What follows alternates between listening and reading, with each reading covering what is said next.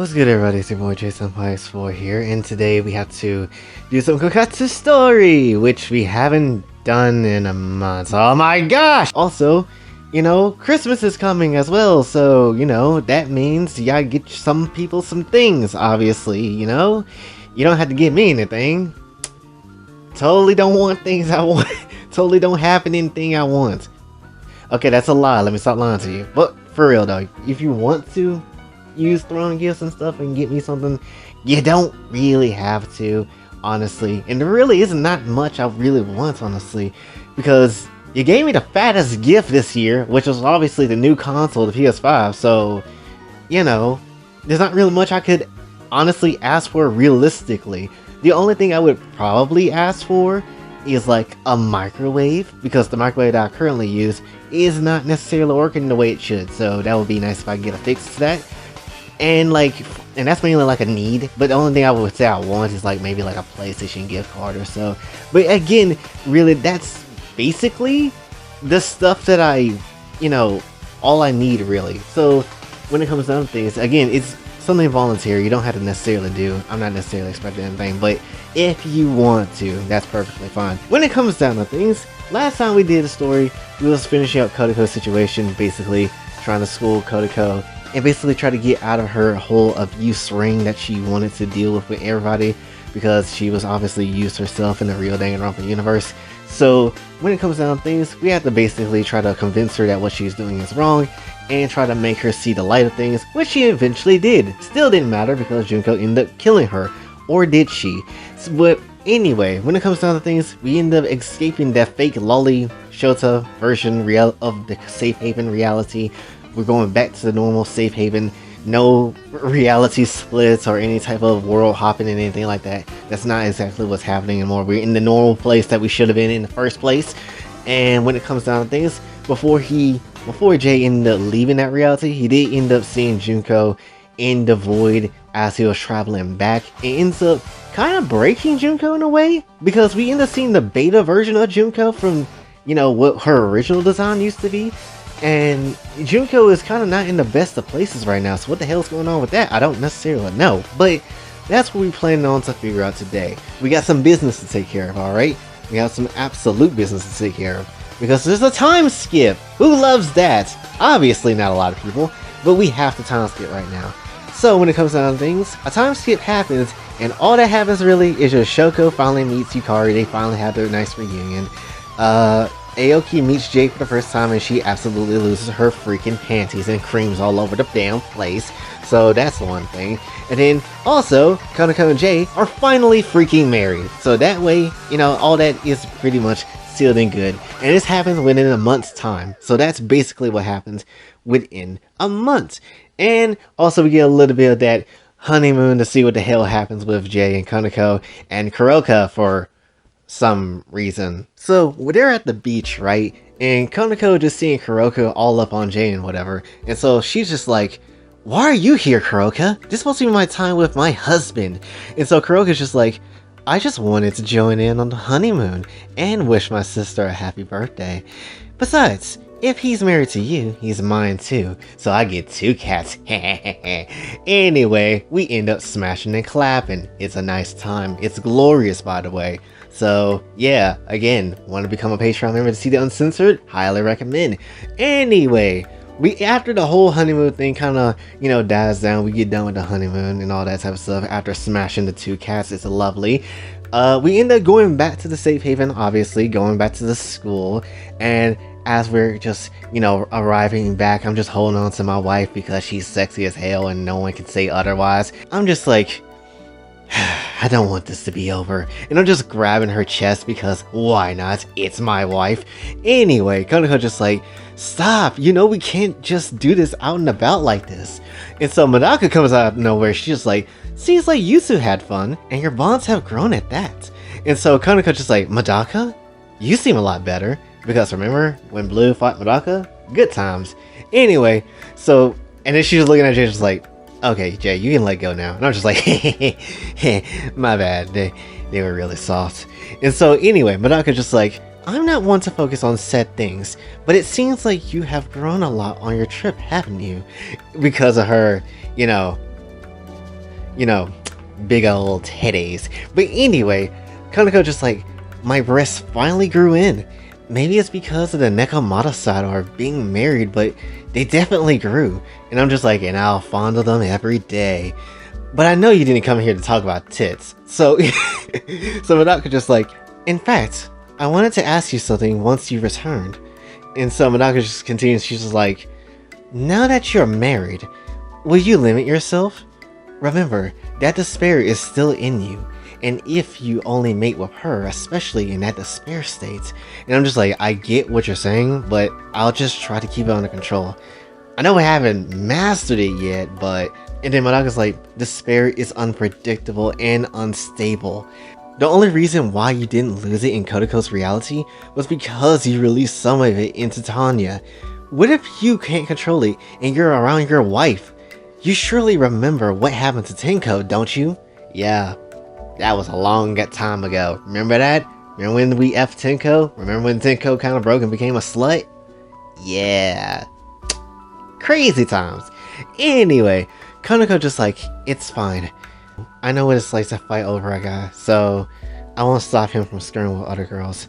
Still, we shouldn't let his despair hurt any other girl here, especially the ones from the dreams. And so I'm like, Kaneko, are you really okay with this? And so Madaka's like, I see. Well then, since that's dealt with, Jay, I need you to come with me. I need to talk to you one-on-one. And so Kaneko just, so I'm about to follow basically Madaka to wherever the hell she wants me to go. And so Kaneko just like, Jay, I know what I said, and I won't stop you from doing what you might need to do, but promise me that no matter how many women you're around, keep your heart only for me. And I'm just like, I didn't marry you and just to ignore your heart. I promise I won't betray your feelings. So we get into Act 2, and Madaka ends up taking us to the school's pool, just like she did in her anime, with the whole, you know, club event where everybody was trying to get like money and funding for their club and stuff. So Madaka's just like, I almost forgotten how much I like swimming. And I'm just like, oh, are you thinking about the Student Council Funds event? And so Madaka's like, yes, exactly that. It's always better to see who's really working hard before handing over your finances to a group. But I'm not just here to talk about that. Come, sit by me. And so Jay sits by her, and so Madaka's just like, what I really want to know is why are you here? And I'm just like, what are you talking about? Then she's like, you ran away from your reality to come to this one. Of all things. Why? And I'm just like, well, I wasn't progressing, I guess. Didn't really care to stay in a world where I never win. So when I found out I could make this universe, why the hell would I go back? And so Madaka's just like, because you're running away instead of facing the problem. And now you tell me, is this what you need to do? Why not? I didn't care for that world, so I'll stay here. I never claimed to be a respectable person, but I did what I needed to do. I tried, and I'm tired of never getting anywhere. So what? So what if I ran away for something better? That's supposed to be a problem? This isn't like the world you came from where everything works out because your power is or because the universe deemed it to be so. So of course I'll jump on this opportunity. And then Madaga's like, you're sounding just like Kamigawa. Maybe, but I just wanted something different for my life. And once Junko's dealt with, and then Madaka cuts me off and just like, alright, I won't ask anymore. I could have read your mind, but talking it out in person was a bit better to understand you. I just want only the best for you. Well, let's put that aside for now. If you believe you're alright, beat me in a swimming race. I could use some warm up before bed. And I'm just like, fine. I don't got Sonic's look for nothing. I'll blast through the water. And yeah, friendly competition. Basically, we swim. Also, Madaka beat my ass. Who would have guessed? And we really didn't swim. We were just running on the water because we were moving so damn fast. Anyway, next act of the day. So the next day kind of passes, and we end up going back to the student council office. Like, everything is usually normal as it should be. And so Toko was in middle conversation with Jay, talking about the girls and where they came from in the dream world and all this type of stuff. So Toko is basically like, there is still one part we know nothing about, the dream world. So many people come from it, but we haven't really got any information out of it. And so I'm just like, I'm mainly curious about its origin as well. How can people just come from a place like that? Blue, Shoko, Yukari, Aoki, and Miss Saritome. I don't think it's the first three, but possibly the last two. Aoki came from a dream, so most likely she'll have powers. But Miss Saritome, we know nothing about. Sage, what are your calculations? And Sage is like, I ran the simulations, but I fear even I don't know how possible it is without conclusive evidence. And so Toko's like, yeah! Where did she come from? And I'm just like, see what happens when your dumbass don't pay any attention? Sage has been here for a while. That's why I'm by my computer. I actually found her program by chance and sent the data to Miu. She even follows my own commands. Sage, take everything off. And so Sage is like, yes, senpai. And so she takes off her whole ass shirt. And so she's like, does this please you? And I'm just like, indeed, thank you. And so Sage is like, I live to serve. And so Toko's just like, of course that's one of the things you command her to do. And I'm just like, if you jealous, you can take yours off. And so Toko's just like, I'm not jealous, I'm just and of course I'm like, okay, I'm just joking, I'm kidding, Toko. For now. Anyway, there is still one thing that we gotta talk about. Junko mentioned the Guardians of Despair. No idea if it's true or not, but I need Sage to kind of look into that. And then Miss Saritome come out of nowhere, she's just like, there is no need when I can tell you it's true. And I'm just like, Miss Saritome? And she's like, I thought I told you to call me by my first name, Kiyoshi. And I'm just like, wait, if you know about it, then can I make a guess? Are you one of them? You never told me if you came from a dream or not. Plus, we don't know really anything about you. And so Kiyoshi is just like, you have guessed correctly. I am who you seek. My existence is different from the others. Kaixho is my codename the other guardians gave me. What Junko told you is true, but missing information. There is a missing guardian as of now, but the killer exists too. And I am the one who killed my comrades. Oh shit. Anyway, so we gotta get into this last act, obviously, which was taking forever to write, honestly, because there's so much lore. Anyway, Kiyoshi basically gets into this with the whole story of how this came to be. When the multiverse was created, the four guardians was created to maintain order to stop despair. We never cared for each other, but we respected each other enough to do what needed to be done. No idea who created us, but we aren't normal people. Despair has existed as long as we have. Junko is just a carrier of the disease, just like many others before her. It is a very convincing and mysterious entity that will possess anyone willing to accept its hellish temptation. Despair always invaded places we never expected, but one time, it came directly to us. We fought hard, but then it asked me a question. Don't you want your own life? Why are you a slave to your comrades and to a force that created you? At the time, I made a selfish decision. To free myself, I killed the other guardians, but left one alive of my own realization that came far too late. Once the despair used me and caved me in, I was brought here by it to live a normal life. I never imagined you created this place. I also didn't imagine despair being here too and corrupted my mind by you being under its influence. What you did ended up robbing me of my power. And I'm just like, oh, right, my bad. I didn't know how to stop at the time. Do you hate me for it? And do you regret your past? And so I'm just like, if you're just faking your emotions to off me because I ruined your power, I get it, but I'll do my best to try to stop Junko so this place be better for everyone. And so Kiyoshi's like, I don't fake my feelings, and don't pity me. I may have lost a lot of my abilities, but some still remains. I don't regret my past, much less regret the current situation. The only thing I regret is that it took despair to use me for something I should have done myself. Jay, you also have despair in you. Don't F it up like I did. It's clear that you can use despair, and you're a regular person that comes from an average reality. There is something special about you.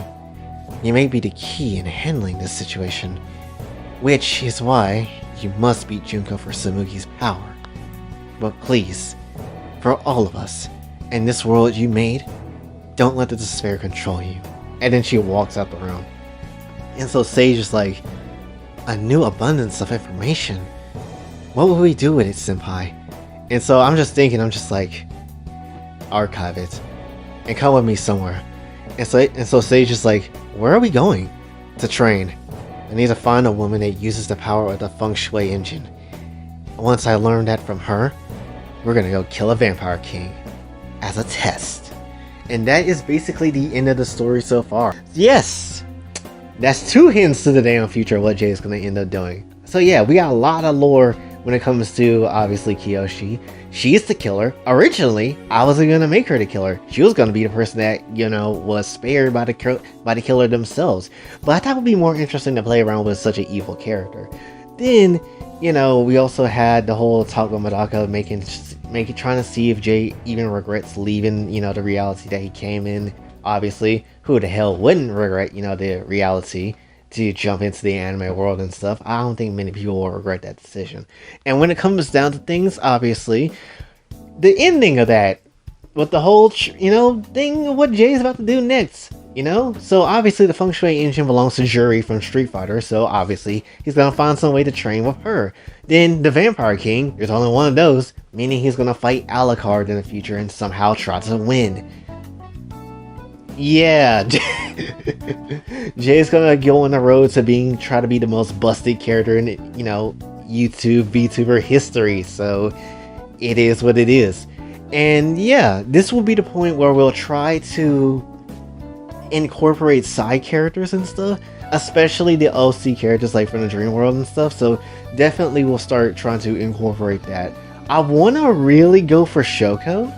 I've been really thinking about Shoko a lot, so I really kind of want to use her. But we'll see. We will definitely see. And then we'll also try to get some backstory at some point. The only reason why I haven't done backstory is mainly because I don't know how I'm going to necessarily do this in Koikatsu, because I'm like, do I do certain scenes? Or do I just do one picture that kind of incorporate everything about the character? Or what? How do I go about it? So we'll see. I want to get on that really soon because I've been thinking about that for months, especially Shoko's story. And then now I'm thinking about Yukari's story, and Aoki is now finally thinking about that. So I don't know. We'll have to see. But anyway, that's basically the entirety of this episode. So hopefully you did enjoy. If you did, be sure to like, share, subscribe, hit the bell notification for out. Also follow me on Twitter if you like to on this channel. Patreon is available as well. And until then, this is your boy Jay, sign off. Have a blessed day.